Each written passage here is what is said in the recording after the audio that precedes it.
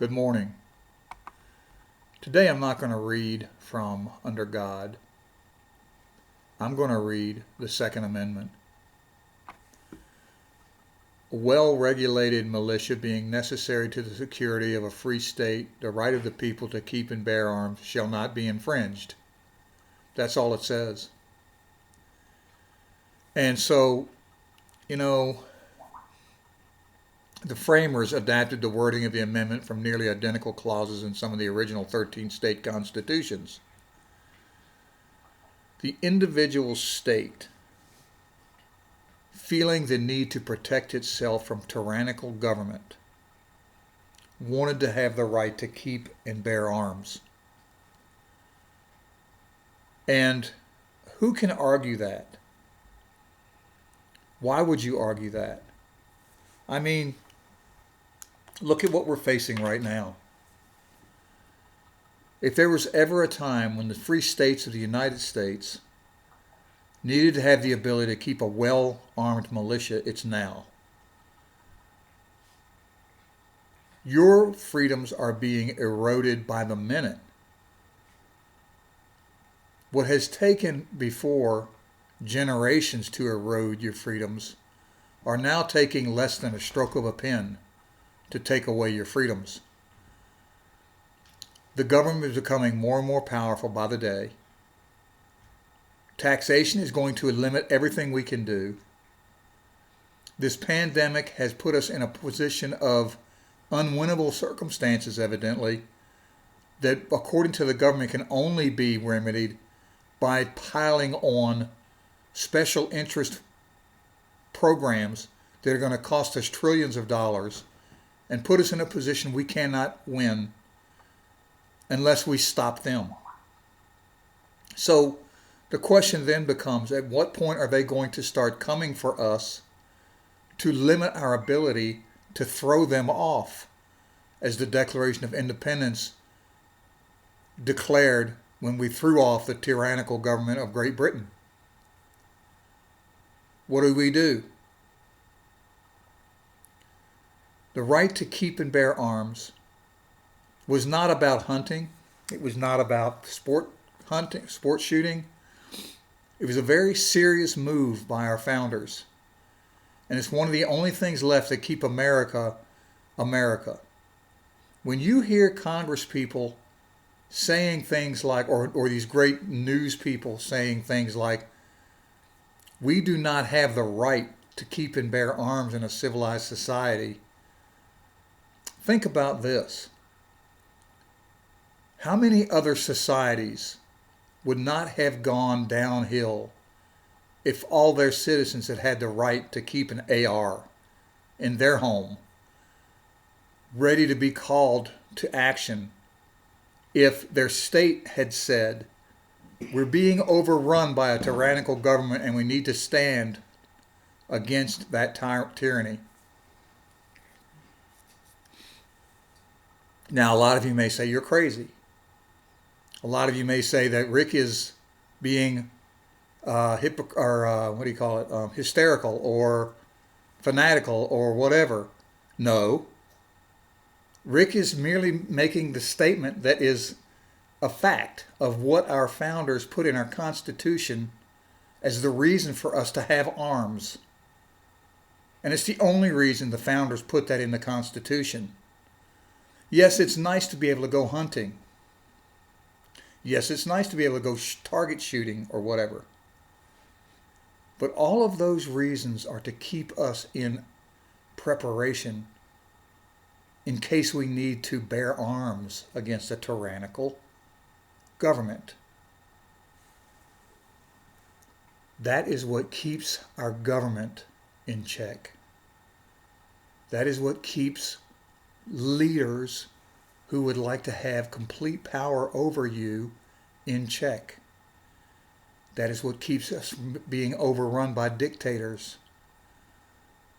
That is what keeps us in a free society.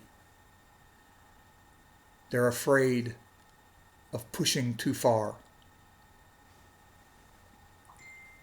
I'm not a radical. I'm not a fanatic. unless you want to call me as a patriot, as someone who understands why the Constitution and the Declaration of Independence were written the way they were. You can call me a fanatic then, I suppose.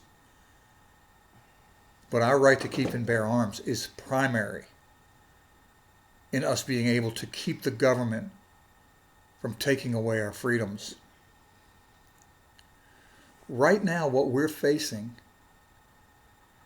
is a government that is coming after our freedoms. And I think that Americans are beginning to see that. This whole thing with the pandemic, pretty soon you're going to have a vaccination passport to leave your home. Pretty soon you're going to have permission to go to work. You're going to have permission to get the job you want. You're going to have permission to marry the person you want to marry. You're going to have permission to speak. You're not going to be able to go on what I'm doing right now and even do a video like I'm doing without permission. That's where it's going right now. If you don't believe me, look at what's happening with Facebook and Twitter and these other social media organizations that are not allowing people to speak, that are taking down videos that dare challenge what these other people are doing. They don't allow you to, in my video that I'm having right now, they may take it down simply because I'm speaking about the Second Amendment. But that's okay. I'm not going to let myself not be heard.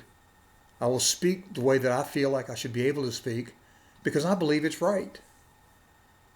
And if you don't agree with me, that's okay. That's what America is about. But I will not be silenced. And I will speak my passion. I believe in our freedoms. I believe that we should all have the ability to start our own business, which you will not have in the way things are going now. If we continue on the road we're on right now, with the stroke of a pen, they can take your rights away. Because with one-party rule, with no debate, no filibuster, nothing to be able to hold them in check, they will rule your life. And you will have nothing you can say about it. Unless you have the ability to throw them off as a tyrannical government. Which is why you keep and bear arms. Is to have a ready militia in your state ready to go. And if you want to call it the National Guard, well, the National Guard, does it really stand in the state and the state alone, or is it be called by the federal government? You see, the federal government has got its tentacles in everything now. So, again, I'm not trying to be a radical or a fanatical person. I'm an American, and I'm a patriotic American.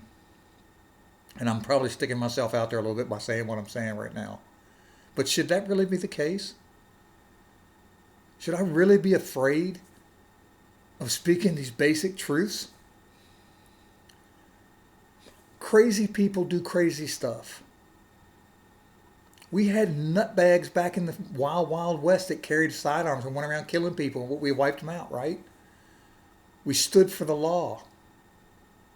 We put crazy people away where they couldn't harm others. We put laws in place so that people can't buy firearms and go out and kill people. If the FBI and our law enforcement people aren't doing the job they're supposed to be doing, and the doctors and psychologists aren't doing the job they're supposed to be doing, then we have to figure out ways to help them adjust their policies and procedures to make them do it the right way, to help them do it the right way. But what we do not want to do is put ourselves in a vulnerable position that will allow the government to become the tyrannical leaders that they will become if we allow them to. It is just natural. It is a natural thing for people who are seeking power to become all-powerful and to corrupt completely. We know this. History speaks for itself. We know that if we allow them to be unchecked, that they will become unchecked, that they will do everything they can to control you, to take power, to make themselves more wealthy, to feed their egos, whatever the reason may be, they will do what they have to do. Look at communist China. Look at North Korea. Look at what Russia's done better, but at one time when they were the Soviet Union, oh my God. Look at these communist and socialist countries and you will see the truth of what I'm saying. They will become totally corrupt and ruin your life. Businesses will leave this country if they can't afford to stay here. You will not be able to find a job. I'm not trying to be a doomsayer here, but if you look at the facts, just look at what's happening right now. Ask yourself a question, why all of a sudden the border has been opened up like it has? Do you really think it's out of a love for humanity that these people are just opening up that border? I don't think so. I'd like to believe that they want to do that out of the love of their hearts. But I don't believe that Joe Biden or any of those people would do that. And how are we so blinded by this new administration and what they're doing? Why are you so blind to it?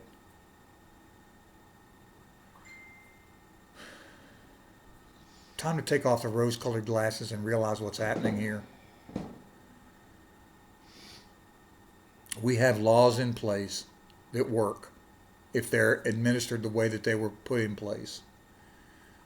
We have immigration laws that work, that are not inhumane when they're used properly. We have gun laws that are in place that work if they're used properly. And we have a Congress that works when it's worked together. Together. You know what togetherness is out there, guys? This division that you have created is nonsense. You know it, and you need to stop it. You need to get back together. You need to begin pulling this country back together. Your vendetta against the previous administration is tearing us apart. Needlessly. We have policies that were in place that were working. Americans were working. We were energy independent. We had so much going good for this country. And now you come in with strokes of a pen and tear this country back apart again.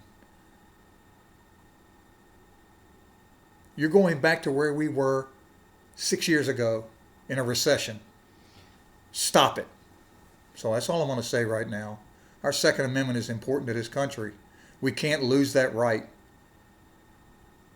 Don't be blinded by a crisis that you feel like will be remedied by taking away our right to keep and bear arms. Thank you.